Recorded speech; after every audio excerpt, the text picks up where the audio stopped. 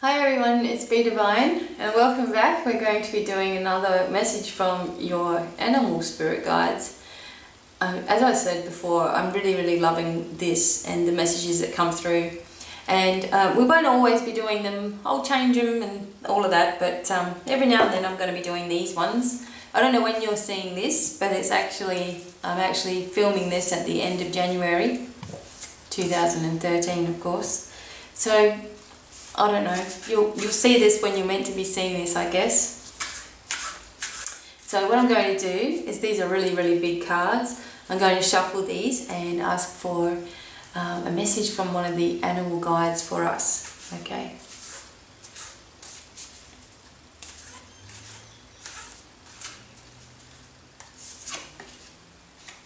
Weird. Okay, octopus.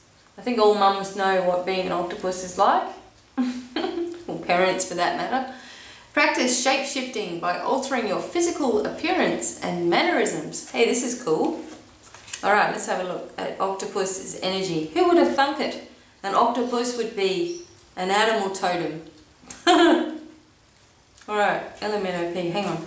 Does everyone else do that? A, B, C, D, E, F, G, L-M-N-O-P. When you're looking through a book that's alphabetical order? Well, I do. Okay, here we go. Octopus. To become adept at shape-shifting, it's necessary to remain flexible and resilient and be willing to practice different identities by altering your way of dressing, your hairstyle, your demeanour and your mannerisms. Particularly focus on your body language and voice qualities. Experiment by first making small changes in any of these aspects and watch what happens. You can also become skilled in modifying your aura, the energy field around you, by intentionally contracting and expanding it. When you practice these things, sometimes even your friends won't recognize you. You can even get so good at camouflage that you become invisible to others. Everyone has numerous personas through which they operate, and you're no different. It's a matter of being conscious of those personas and modifying them through the art of shape-shifting, just like actors do. Study other people and notice their mannerisms, clothing styles, and how they walk and carry themselves. Observe animals and their behaviours and try to mimic them. That was an 8. Alright. Developing this ability can help you more readily adapt to the various situations you encounter. Oh God, thus enabling you to deal with them more effectively. Let yourself I gotta get it together. Let yourself be an actor in everyday life and have fun with it. Just remember who you are at the core. Sorry, I'm laughing at myself. Alright. The associations are disguise, secretiveness, camouflage, solitude, evolvement, flexibility, regeneration, protection, intelligence, sacrifice, and efficiency. Alright, for goodness sakes, I'll just go and get it together now, okay? It just reminded me when I did that of one of my son's friends, his dad, really loved that show, what was it? Madagascar. He really loved that show, Madagascar, and my son Corey said that when he'd sleep over, like they were like 11 or 12 years old or something, and they'd sleep over each other's house, and he goes, and there his dad would get up on the table and start hopping around like a baboon and being really silly. So when I did that just then, like an ape, I just reminded myself of that silliness. But that's fun, and oh well, you know, everything comes out in these type of videos, don't they? I hope that you guys are all laughing. Okay, so altering your physical appearance and being silly every now and then obviously has good effects. Yeah, you know, we used to see, I guess I'll relate to girls here. You know how, you know, you see someone walking along, perhaps in the city or something, and they're all dressed up and they're so confident, and you'll be like, oh gosh, you immediately feel like, you know, you're a frump for the day, and you know, you don't look that great, but when you left home you felt okay. And then you see all these girls that are like models, you know, walking along, and you're like, gosh, well, how do we know that they're actually not putting on you know, a persona or pretending that they are confident, you know, and just that day, you know, who knows if just that day they got up and they thought, right, you know, today I'm going to dress up like this and I'm going to really act confident and be myself and all that. And they pulled it off because you believed it. You know, you looked at them and you thought, wow, you know, gosh. And you believed that, and, you know, they were perhaps just putting it on.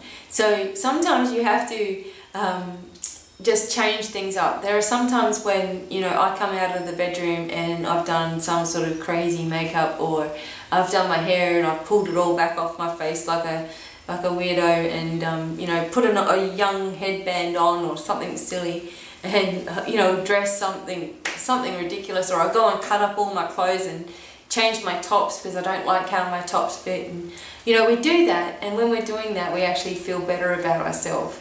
So this is also a way, because he was talking about your aura, you know, consciously changing. Many people always say to me as well about your aura, you know, what colour's my aura? And it's like, well, you know what? Your aura changes every day. So you want to know what colour it is today, you know, or why don't you get really, really angry about something, and, you know, just for example, get angry and watch it change colour. You know, most people will turn red, you know, their whole aura will go in that colour. So you're practicing these things, and how you're feeling is coming out, and you know, you can be a certain way all the time and always be the same. And in spirituality, that just means that everything will stay the same. If you change things up, even if it's a silly thing, like laughing your head off over yourself, you know, doing a monkey dance in front of all the people watching this video, you know, it was just funny, and it just changed everything. And it was just, you know, something that you've done just on the instinct, you know, just did it. Those are always the best things, and those are when the biggest changes happen in our life, because we're letting go of what we feel we have to do and what we have to be like, and we have to behave in this way, and we're being more to our true self. And you know, that is when the miracles start to happen in your life, and you are bringing in a different peace into your life, because you're not worrying about all that drama over there. And it's not to say that you have to be an actor all the time and, you know, pretend that you're confident. Soon enough, if what people are trying to do is that they're trying to act confident so that they'll become confident, that's fine. But find what you want to be, but don't always stay the same way all the time. If you want changes in your life to happen, you know, change yourself completely. Do some funny makeup, do some Halloween makeup, or, you know, something silly that you wouldn't have done unless you were a child. And that is what the shape-shifting of the octopus, sort of this energy brings, and the ability to do many things at once, or be many people all at once, and you know, find out where you feel the most happy at with yourself. And I feel that that's what that one is all about. So thank you guys for listening. That was the energy, the silly, goofy energy of the octopus and the ape, I guess, if you want to think about it. So thank you guys for listening, and until the next video, it's goodbye from me. Bye.